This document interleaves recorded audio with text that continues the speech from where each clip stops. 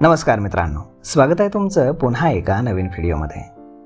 मित्रांनो, गर्भपातानंतर सेक्स कधी करावा हा प्रश्न बहुधा अनेक जणांच्या मनात येतो. आरोग्यविषयक कारणांमुळे जर तुम्हाला गर्भपाताचा सामना करावा लागला आणि त्यानंतर पुन्हा लगेचच तुमची गरोदर राहण्याची इच्छा नसेल तर यासाठी काय काळजी घ्यावी हेच आजच्या या व्हिडिओमध्ये आपण जाणून घेणार आहोत. तर तुम्ही चॅनलवर नवीन असाल तर चॅनलला सबस्क्राईब करायला विसरू नका. मित्रांनो, गर्भपातानंतर तुम्ही जेव्हा एकदम ठीक होता तेव्हा तुम्ही सेक्स करू शकता.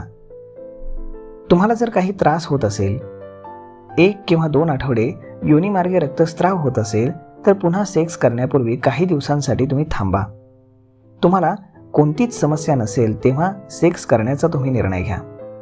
याबाबत आपल्या जोडीदाराशी देखील आपण संवाद साधा. तसेच गर्भपातानंतर सेक्स दरम्यान वेदना होत असतील तर ओळखीच्या डॉक्टरांचा सल्ला मात्र अवश्य घ्या.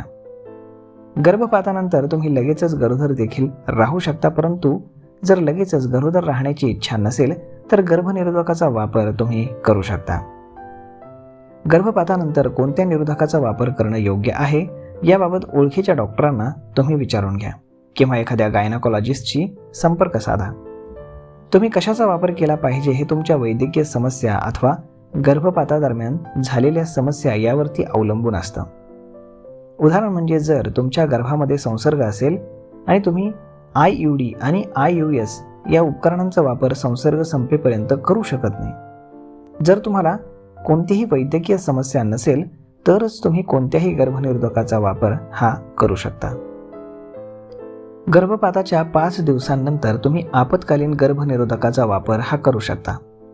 जेव्हा तुम्ही गर्भनिरोधकाचा वापर न करता लैंगिक संबंध ठेवता किंवा गर्भनिरोधकाचा काही उपयोग झाला नाही असं तुम्हाला वाटत असेल तर लगेच ओळखीच्या डॉक्टरांचा सल्ला घ्या.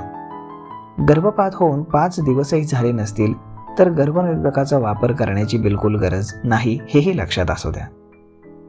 तर मग अशा पद्धतीनं गर्भपातानंतर जोडीदाराशी जवळीक कधी आणि कशी साधता येईल आणि त्यामध्ये कुठल्या प्रकारची सुरक्षितता बाळगता येईल हेच आपण आजच्या व्हिडिओच्या माध्यमातून जाणून घेण्याचा प्रयत्न केला आहे. तर मग मित्रांनो, हा व्हिडिओ, ही माहिती तुम्हाला कशी वाटली हे तुम्ही आम्हाला कमेंट करून नक्कीच सांगा.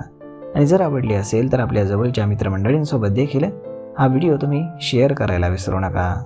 धन्यवाद.